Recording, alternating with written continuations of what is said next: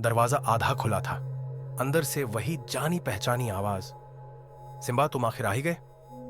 Simba का दिल जोर से धड़कने लगा। वह आवाज मर चुके किसी इंसान की थी। नाम बताओ, उसने सख्त लहजे में कहा। कोई जवाब नहीं, बस धीमी हंसी। सिम्बा ने धीरे से दरवाजा खोला। कमरे के अंदर एक लालटेन जल रही थी। दीवारों पर अजीब आकृतियां बनी हुई थी। किसी ने कोयले से रेखाएं खींची थी, जैसे यह कोई अनसुलझी पहेली हो। कमरे के कोने में कोई बैठा था, एक आदमी, या शायद उसकी छाया। वह धीरे से उठा और रोशनी में आया। सिम्बा की सांस रुक गई। ये असंभव है। सामने खड़ा आदमी उसकी ही परछाई जैसा दिख रहा था। तुम? आदमी मुस्कुराया। सिम्बा, तुम सच में मुझे भूल गए। सिम्बा ने कटार कसकर पकड़ी। यह कोई धोखा था। मैं तुम्हें नहीं जानता। आदमी ने सिर झुकाया। शायद अब नहीं, लेकिन कभी जानते थे। कमरे में लालटेन की लौ कांपने लगी। परछाइयां चारों तरफ नाच उठी। सिम्बा की यादें धुंधली हो गईं। तुम कौन हो? उस आदमी ने एक नाम लिया, एक ऐसा नाम जिसे सुनते ही सिम्बा का दिमाग झंझना गया। अश्विन। सिम्बा का शरीर सख्त हो गया। झूठ, अश्विन मर चुका है। उस आदमी ने गहरी सांस ली। अगर मैं मर गया था तो फिर यहां कैसे खड़ा हूं? रात जो अब खत्म नहीं होगी। हवा में अजीब सी घुटन थी। सिम्बा ने अपनी बंदूक उठाई। अगर तुम अश्विन होते तो मैं पहचान जाता। अश्विन मुस्कुराया। तो फिर एक आखिरी सबूत देख लो। उसने धीरे से अपनी आस्तीन ऊपर की। उसकी कलाई पर एक कट का निशान था, वही निशान जो सालों पहले सिम्बा ने खुद अपने हाथ पर देखा था। सिम्बा का दिमाग हिल गया। यह असंभव है। अश्विन ने एक कदम आगे बढ़ाया। उसकी आंखों में अंधेरा था। अब बताओ शिकारी, कौन असली है, तुम या मैं? सिम्बा का दिमाग तेजी से घूम रहा था। अश्विन मर चुका था, उसने अपनी आंखों से देखा था। लेकिन सामने खड़ा यह शख्स, उसकी चाल, उसका चेहरा और वह निशान, सब वही थे। यह एक धोखा है। सिम्बा ने खुद को समझाने की कोशिश की। क्या तुम सच में ऐसा सोचते हो? अश्विन की आवाज में एक अजीब सी ठंडक थी। कमरे की लालटेन अचानक बुझ गई। सिम्बा की उंगलियां कटार पर कस गईं। अंधेरे में उसकी सांसें तेज हो गईं।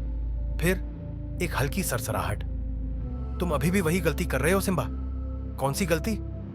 अचानक अंधेरे में एक तेज चमक उठी। सिम्बा के दिमाग में पुरानी यादें फटने लगी, एक तस्वीर की तरह। और अश्विन जो जमीन पर गिरा हुआ था। अंधेरा थोड़ा कम हुआ। अश्विन की परछाई फिर से दिखने लगी। तुम सच भूल गए हो सिम्बा। सिम्बा ने गहरी सांस ली। मैंने तुम्हें खुद देखा था, तुम्हारी लाश को। तुम मर चुके थे। अश्विन ने सिर झुकाया। सवाल यह नहीं है कि मैं मरा, सवाल यह है कि मुझे किसने मारा। सिम्बा का दिल जोर से धड़का। तुम? हां सिम्बा। अश्विन की आवाज गहरी हो गई। तुम ही मेरे हत्यारे हो। सिम्बा पीछे हटा। झूठ, यह असंभव है। लेकिन कमरे की दीवारें जैसे फुसफुसाने लगी। परछाइयां जमीन से उठ रही थी। याद करो सिम्बा, एक टूटी हुई दोस्ती, एक धोखे की रात, एक लड़ाई जो कभी खत्म नहीं हुई, और फिर एक खून। सिम्बा की आंखें चौड़ी हो गईं।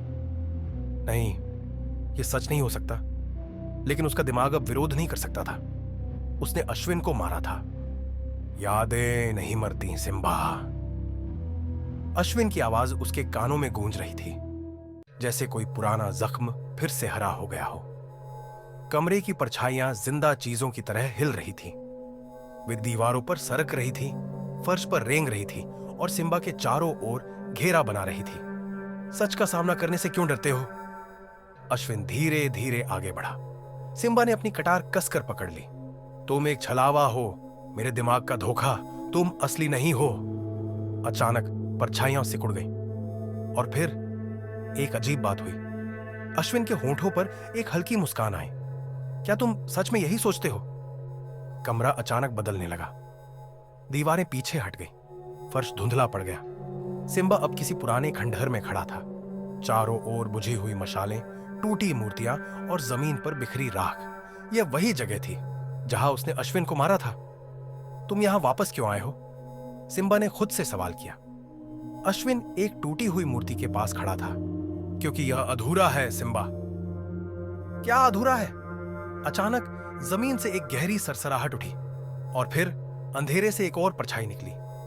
ये परछाई अश्विन की नहीं थी, ये कुछ और थी, कुछ बड़ा, कुछ ज्यादा घना। असुर शेखर, सिम्बा ने बुदबुदाया। परछाई के अंदर से एक गहरी गूंजती हुई हंसी निकली। तुम दोनों बस मोहरे हो। सिम्बा ने अपनी कटार खींच ली। तू क्या चाहता है? परछाई की आंखों में एक अजीब सी चमक थी। यही कि तुम याद रखो, किसने तुम्हें शिकारी बनाया, किसने तुम्हें तुम्हारे पहले शिकार के लिए मजबूर किया। सिम्बा का सबसे बड़ा डर हकीकत बन गया। मैंने अश्विन को क्यों मारा? तुम्हें याद है, लेकिन तुम याद नहीं रखना चाहते। पूर्णिमा की रात, अश्विन की आंखों में लाल रोशनी। सिम्बा की कटार उसके सीने में ढसती हुई। वो एक इंसान नहीं था, वो कुछ और बन चुका था, रक्त पिशाच। सिम्बा ने अपनी कटार कसकर पकड़ी। तो यही सच था। अश्विन मुस्कुराया। अब तुम समझे सिम्बा, मैं तुम्हारा दुश्मन नहीं हूं, मैं तुम्हें तुम्हारा सच दिखाने आया हूं। तुम केवल शिकारी नहीं हो, तुम शिकार भी हो। असुर शेखर की योजना क्या है? क्या सिम्बा खुद भी किसी श्राप का शिकार हो चुका है? रक्त पिशाच बनने के पीछे कौन था?